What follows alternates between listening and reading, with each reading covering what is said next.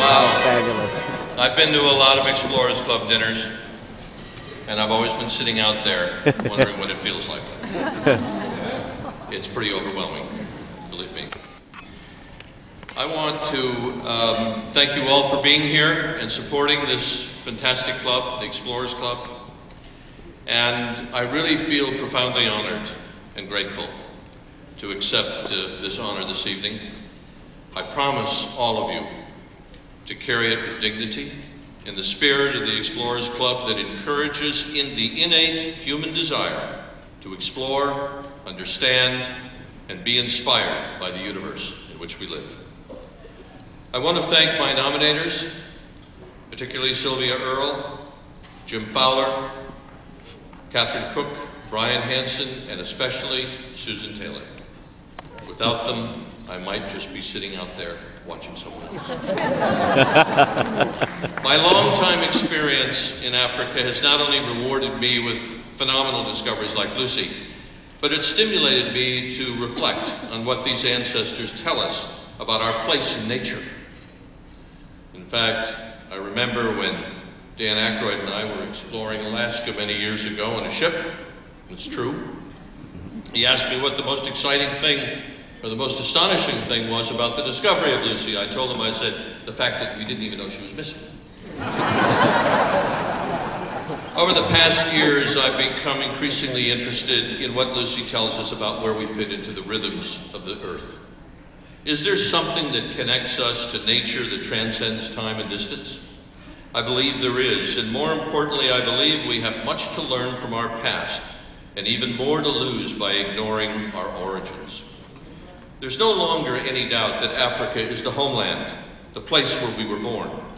Isn't it true that every single one of us who goes to Africa on safari says, well, Africa got into my blood?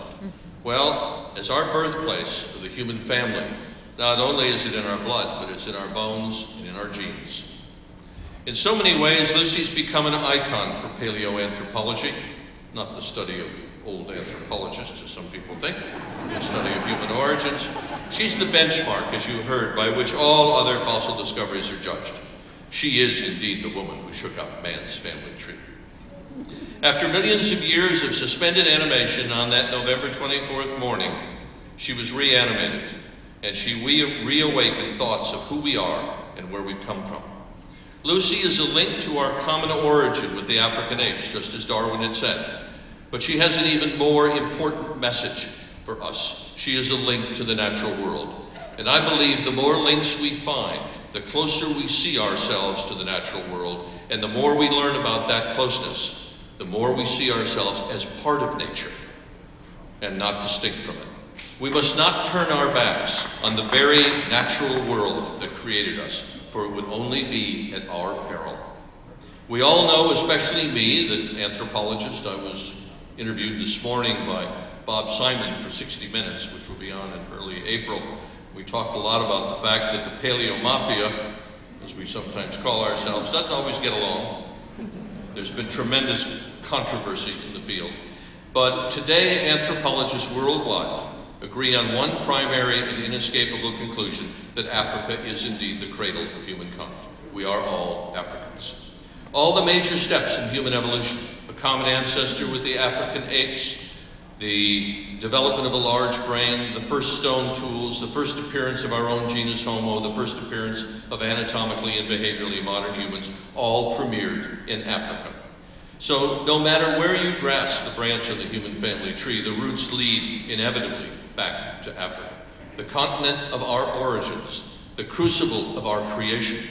We are united by that past, and by embracing this idea, we celebrate our commonality. My work has led me to appreciate that we belong here as much as any other species, but we have inherited an awesome and frightening responsibility as the most intelligent creature on the planet. Whether we like it or not, we are the guardians of the planet. I'm convinced that understanding the ancient evolutionary legacy that still resides in our modern skulls and our modern psyches is vitally important, because such knowledge undoubtedly will play a role in our survival, indeed the survival of all life on this planet.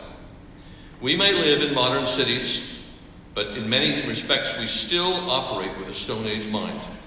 Our rapidly accelerating technological evolution has far outpaced our genetic makeup. There's a vital imbalance here. We live in a world increasingly dominated by technology, but we operate with the minds of hunter-gatherers.